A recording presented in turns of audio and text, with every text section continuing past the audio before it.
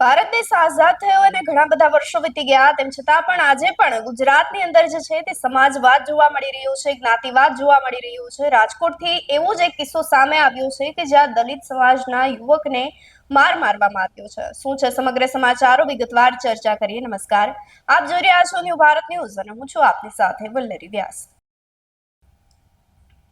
સૌરાષ્ટ્રના રાજકોટ જિલ્લાની અંદર એક દલિત સમાજના યુવકને મારવામાં આવ્યો હતો। એટલી હદે આ યુવકને મારવામાં આવ્યો કે આ યુવકનું મોત નીપજ્યું છે।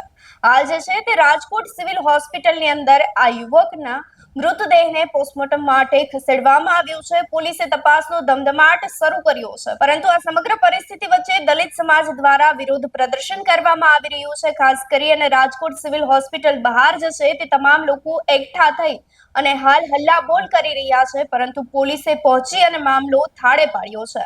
યુવકનો મૃતદેહ જે છે તે પરિવારજનોને સોંપવામાં આવ્યો છે, પરંતુ કયા કારણોસર યુવકને જે છે તે મારવામાં આવ્યો, એટલી હદે મારવામાં આવ્યો કે આ યુવકનું મોત નીપજ્યું છે।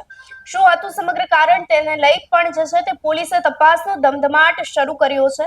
આવનારા સમયની અંદર જે છે તે સમગ્ર હકીકત સામે આવશે। આપ જોતા રહો ન્યૂ ભારત ન્યૂઝ।